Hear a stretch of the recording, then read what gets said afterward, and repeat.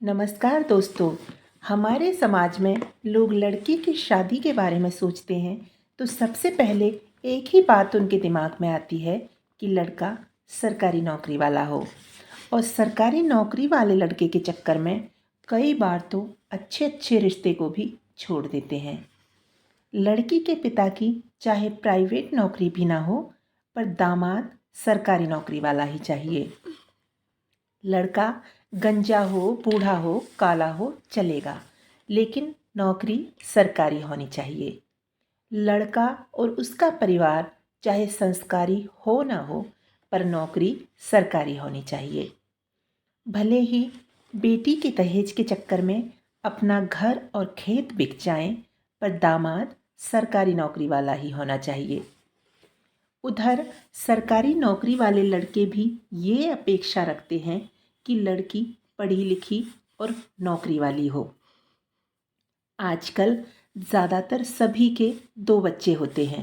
लड़के का बाप भी सोचता है, मैंने अपनी लड़की की शादी में 70 लाख खर्च किया है, तो लड़के का रिश्ता 50 लाख से नीचे का नहीं लूँगा। आखिर लड़के की पढ़ाई और नौकरी में भी पैसा लगाया है भाई, फ्री में थोड़ी लुटवा देंगे लड़के को।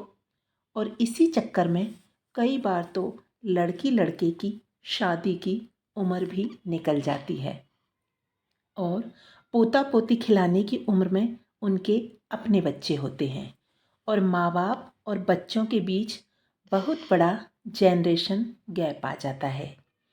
कहने का अर्थ है कि केवल एक सरकारी नौकरी देखने के चक्कर में शादी से पहले लड़के और उसके परिवार के बारे में जो महत्वपूर्ण बातें जाननी चाहिए, लोग उन्हें भी नज़रअंदाज कर देते हैं। जैसे लड़के का चरित्र कैसा है, नशे आदि की लत तो नहीं है, उसका खानदान कैसा है, क्या लड़की उस घर में सुखी रह पाएगी या नहीं।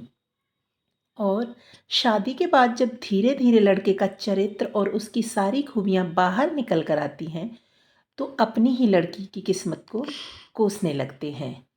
इन सब बातों का एक ही मतलब है, बेटी के लिए लड़का ढूंढते समय सबसे पहले ये देखना चाहिए लड़का पढ़ा लिखा, संस्कारी और सभ्य परिवार का होना चाहिए।